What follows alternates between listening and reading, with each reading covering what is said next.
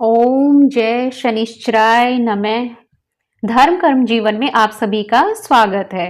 भगवान शनिदेव की कृपा आप सभी पर सदा बनी रहे। आज हम श्रवण करेंगे शनि जयंती पर शनि कथा और जानेंगे शनिदेव को प्रसन्न करने के कुछ उपाय। तो चलिए आगे बढ़े और सुने शनिदेव की कथा। उससे पहले अगर अभी तक आपने चैनल को सब्सक्राइब नहीं किया है तो चैनल को सब्सक्राइब कीजिएगा और नोटिफिकेशन बेल को दबाना बिल्कुल मत भूलिएगा। तो चलिए सुनते हैं शनिदेव की कथा। 6 जून 2024 को ज्येष्ठ अमावस्या है और इसी तिथि पर न्याय के देवता भगवान शनिदेव का जन्म हुआ था। वैदिक ज्योतिष शास्त्र में शनिदेव को कर्म प्रधान देवता माना गया है और यह व्यक्ति को उनके अच्छे और बुरे कर्मों के आधार पर फल देते हैं। शनि सभी ग्रहों में सबसे मंद गति से चलने वाले ग्रह हैं। यह किसी एक राशि में करीब 2.5 वर्षों तक रहते हैं और फिर उसके बाद दूसरी राशि में गोचर करते हैं।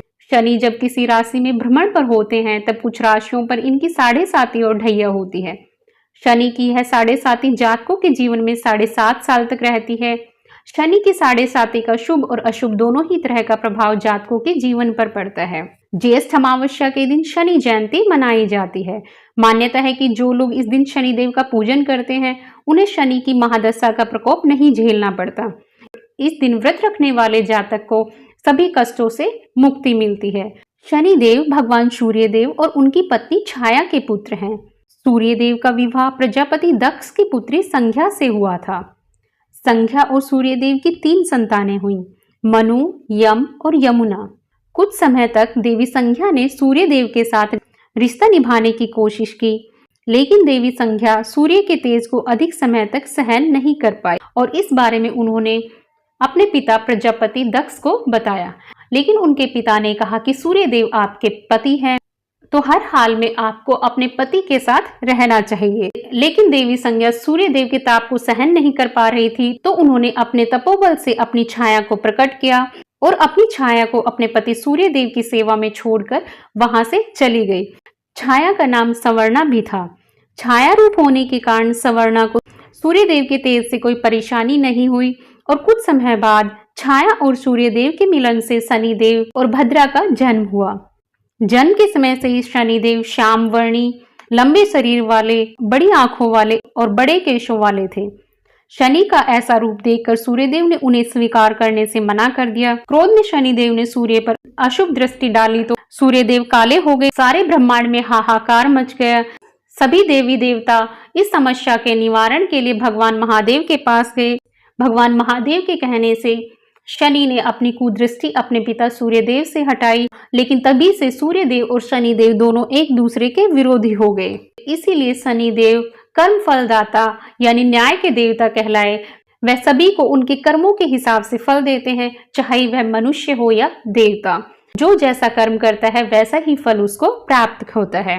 तो यह थी शनिदेव की कथा। आपको यह कथा कैसी लगी कमेंट बॉक्स में कमेंट करके जरूर बताइएगा। अब हम जान लेते हैं शनि जयंती पर शनिदेव को प्रसन्न करने के कुछ उपायों के बारे में। शनि जयंती पर भगवान शनि को प्रसन्न करने के लिए पीपल की जड़ में जल चढ़ाएं और सरसों के तेल का दीपक जलाने से अनेक कष्टों एवं दुखों का निवारण होता है। इस दिन पीपल के पेड़ को लगाने से भी शनिदेव की कृपा प्राप्त होती है। दूसरा उपाय है शनि जयंती पर शनिदेव से जुड़ी वस्तुओं जैसे काले तिल, कपड़े, उड़द, सरसों के तेल आदि का दान करने से पुण्य की प्राप्ति होती है और शनिदेव की कृपा भी प्राप्त होती है। इस दिन भगवान शनि के आराध्य भगवान शिव का काले तिल मिले हुए जल से अभिषेक करना चाहिए।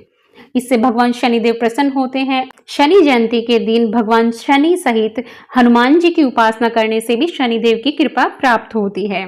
इसके अलावा अन्य उपाय है, एक कटोरी में सरसों का तेल लेकर उसमें अपना चेहरा देखें और उस तेल सहित कटोरी को शनि मंदिर में दान करें। इससे सभी कष्टों से मुक्ति मिलेगी और आर्थिक स्थिति में सुधार आएगा। इसके अतिरिक्त शनि भगवान को शमी के पत्ते, अपराजिता के नीले फूल भी अर्पित कर सकते हैं। इन सभी उपायों से भगवान शनिदेव की कृपा प्राप्त होती है, जीवन के सभी कष्ट नष्ट हो जाते हैं और आर्थिक स्थिति में सुधार आता है। तो यह थी शनिदेव की कथा और शनिदेव को प्रसन्न करने के कुछ उपायों के बारे में जानकारी।